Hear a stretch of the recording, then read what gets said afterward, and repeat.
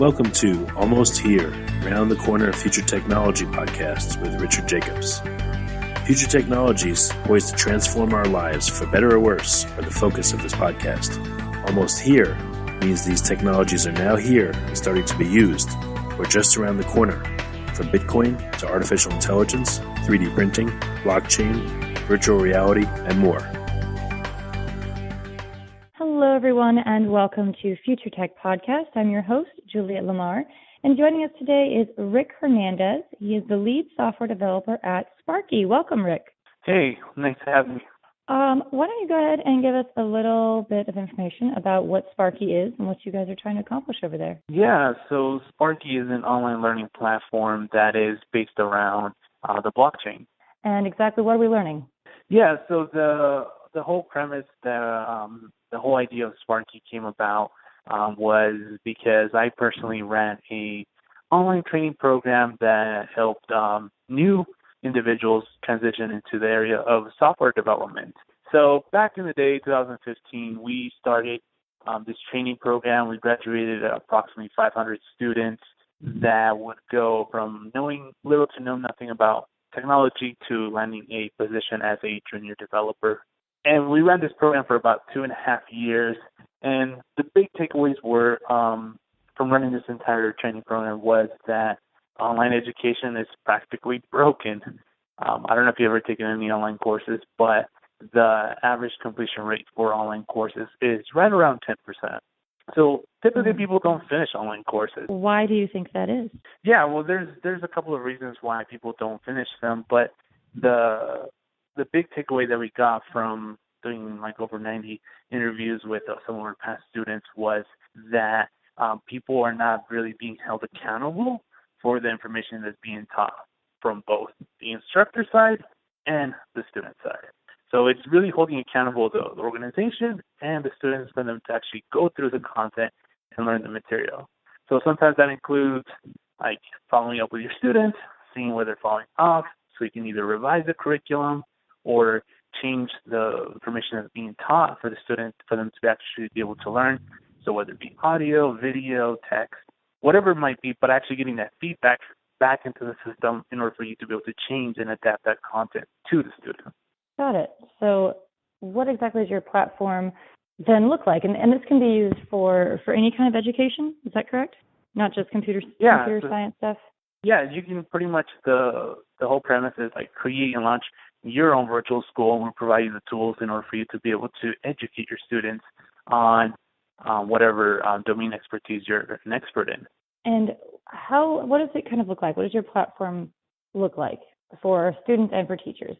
Yeah, so from the student side of it is you get an experience where the instructor specifically has tailored the learning around the outcome you're going to have. So I'll give you an example.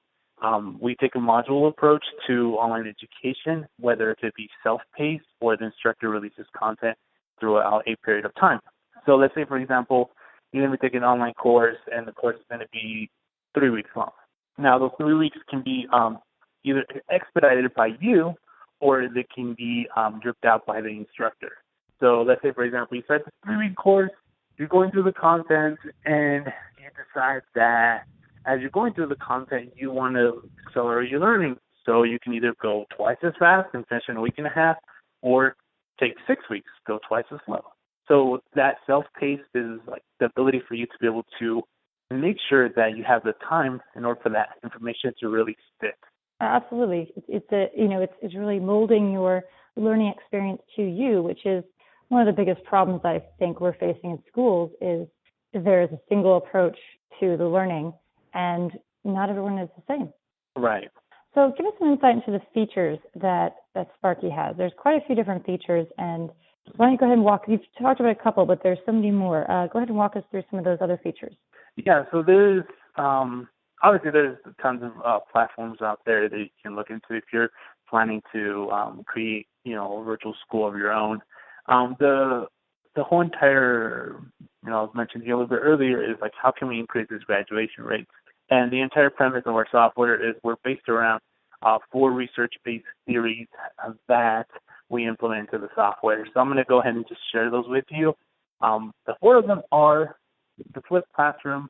So this is where the instructor stops lecturing and they use video in order to deliver their content. So we have an online video platform. Then you can go ahead and bring in your video, whether it be 4K, 1080p, 720p. We go ahead and process that video so your students can access it, whether they're in Guatemala or in the in the U.S. on their internet connection. So one is a flipped classroom. Two is learning by repetition. So this is actually being able to learn something and not just see the first time and say that you claim that you have learned it, but actually repeating that content and being able to make sure that you actually are learning it. And then number three is testing your knowledge. So we provide the ability for you to be able to take quizzes on the information you're going to be learning about. So your instructor can create quizzes. You can go ahead and take those quizzes. You can get great on the quizzes. You can see where you made a mistake. We need to go and revise some content, or if there is an information that you didn't get clearly. And number three is going to be reinforced learning. So this is learning the information that you have obtained. So typically what happens when you learn something new, the learning process doesn't really happen until you have to recall what you have learned. So it's really important that we reinforce that learning, and we do this in a couple of ways. The instructor can define when a push notification goes out to remind you of certain information that you have learned. So this push notification goes into your phone, email, or your tablet, and the instructor has a couple of options, whether it be text message, a push notification, or an email that goes out to the student, reinforcing a topic that they have learned. So those are kind of the 4 ways that we actually go ahead and talk about those in the software. Oh, that's fantastic. And, it's this whole program, you really are trying to get people to succeed. And you also offer a lot of support for both the teachers and the students. Walk us through a little bit about, what kind of support and programs you offer for the teacher side of things. Yeah, so for the instructor side of it, we are actually right now in the process of creating a training program for our instructors, because we found out that typically, so either whether it be professional development, traditional education, just an extra like sexual harassment course you're going to take, some of these different things, what happens is a large amount of the cases, whether it be traditional, non-traditional, or professional development, is that the content itself that's going to be taught is not necessarily created uniquely by that instructor. So they typically license the content from a provider. So this is why when you do like a high school class or a college class, you have the textbook. The instructor just simply has to teach on the textbook. But obviously, in some of the classes, some instructors go above and beyond. Some people just go to the bare minimum, and others go below the bare minimum. That's why you end up leaving classes getting even more confused, or you didn't really learn anything from it. So one of the big struggles is the instructors have is creating content. Like, creating content is very costly, takes a lot of time. You have to be a domain expert. There's all of this bottleneck that goes into the whole entire process. So we're creating a training program that really educates the instructors on how to create content, how to structure content, and ultimately like how to really teach online, because most individuals are either with the background in education, they're doing it in the traditional sense, so they don't really understand some of the components that go into non-traditional learning. So yeah, we do provide support for them in that way. Yeah. As far, people are going to be using a lot of storage and resources and things. How are you handling sharing of information, different storage options? What are you offering in that regard? Yeah, so there's a couple of options that we have. We are serving kind of 2 different verticals. So we're serving the enterprise clients. So these are typically companies that have some sort of intranet page and they want to go ahead and convert into a online course that their employees can take instead of just having, a list of PDF documents that you go through once you get hired. So we have that end, and then we also have like these independent instructors that are out there that want to go ahead and educate their audience on a specific topic. So we have enterprise, we have independent instructors, and then we also have some organizations that are more in the traditional sense where they have been educating others, like, just one room at a time type of deal. And we're really helping them like understand how to start thinking at scale for them to be able to talk to a lot more people at any given time. Absolutely. And with all this sharing going on and this is some of this stuff might be confidential. What kind of security measures do you have in place for teachers and students?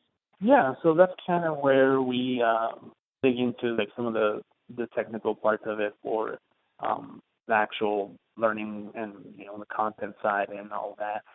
So we have either just standard username and password, but this is where blockchain technology really kicks in, and we are actually like very anti-passwords. So we actually have double auth on all of the entire platform, so we can actually verify that the student is actually enrolling. It's actually like the real student, not a person that just shared the credentials across a forum or something along those lines. So we do double auth for any student logs in. So this is either sending them a text message directly to their phone to verify that they're actually them, or sending it to their email. And anytime we see a new device come online, so if they're logging in for the first time, they are going to be prompted for them to be able to enter that information. Very cool, very cool. So you've got a lot of demos people can check out, and right now you have 3 different plans available. Do you want to just give us a quick overview about these plans and what people can expect? Yeah, so right now we are in closed beta. We are obviously a startup, it takes a startup, and we are currently serving about 20 different schools. And right now we are building up these case studies to be able to show actual schools go through the entire process to show that we can increase graduation rates. And we're doing this in order for them to be able to use them as case studies to show other, potential individuals that want to teach online to be able to say, oh, look, this is how, teaching virtual reality looks like. This is how, cutting boot camp looks like. This is how, professional development looks like. So there's that component that we're putting together. So right now we're closed beta. So if anybody wants to, is interested in that specific side of it, we're happy to work with them in any way that we can. Absolutely. So Rick, give us a little background about yourself. How did you get involved with Sparkki, and give us your background?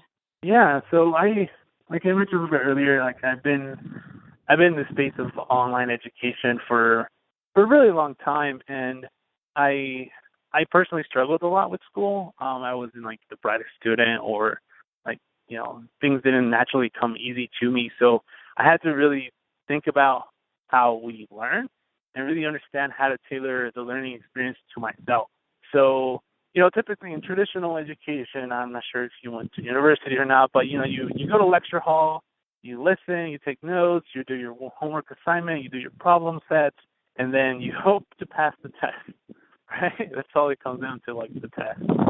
So, being a first-generation college student and not really having the guidance for other, family and, community for that whole entire thing to show me this is how you study for a test, because it's very different to go to university and study to learn than to go to university and study for a test. And as you know, right now, students are just going to go pass the test. It doesn't really matter if you learn or if you don't learn. The point of it is can you pass the test? Because if you don't, you won't really pass chemistry, that type of thing. And some of the college classes are that binary where it's you pass or you don't pass. And then something that you feel very passionate about. What have you really learned by working in this melded space with this new type of learning? What have you learned? Well, I learned that we're all superhuman in learning. We just need to be able to unlock that ability within ourselves. And most people think learning ends when you graduate school, but that's when learning really does begin. And that spark that changed in me was hey, I need to be able to make sure that I can learn anything effectively to, better help my community, better help my environment, better help the companies that I work for, better help the people around me. So that wanting to become more was that drive for that. Absolutely, absolutely. Where do you see this going, Sparkki, in the next few years? What do you hope to add? What do you hope to achieve, and where do you hope it will be? Yeah, so there's a lot of components to it, but I think the big part that we're really aiming for is accountability on both ends for the instructors and the students. So really, really holding institutions accountable and really holding students accountable for their learning process of retaining new content. So that's where our blockchain component really comes into, because we're working through the process of actually proving that you've learned something, putting that in the blockchain, and then being able to move forward in your life with the skills that you have learned and carry that with you through your job, through your career, and through time to be able to say, like, look, I took this course, it's verified, this is the instructor that taught it, this is how long it took me to pass the course, this is, the outcomes that I learned, and really start like holding people accountable on their learning journey. Yeah, totally. And what are some of the unique challenges in this space that you're coming across, either technically or, big picture wise? What are some of the things that you're encountering? Yeah, so there's the first one is the pains of growing, just making sure that we can grow at the adequate pace, so we don't either outgrow or we don't maintain at a stagnant pace. So like making sure that we can grow and meet everyone's expectations and make sure the expectations are real enough. I think that's like the biggest challenge that I see here in the next couple of years. Definitely. So if people want to see a demo, if they want to check out Sparkki, what is the best way to do that? Yeah, they can just go to Sparkki.com, Sparkki.com. You can schedule a demo, and we'll be happy to show you a demo. Fantastic. Well, Rick, thank you so much for joining us here today on Future Tech Podcast and really educating us about your platform here and what you're hoping to achieve. Yeah, thank you so much for having me. That is Rick Hernandez. He's a lead software developer at Sparkki. Thank you all so much for tuning in. This has been Juliette Lamar with Future Tech Podcast. You have been listening to Almost Here, Around the Corner Future Technology Podcast with Richard Jacobs. Subscribe to this podcast, post a review, to discover more future technologies that are poised to transform our lives for better or worse, such as Bitcoin, artificial intelligence, 3D printing, blockchain, virtual reality, and more.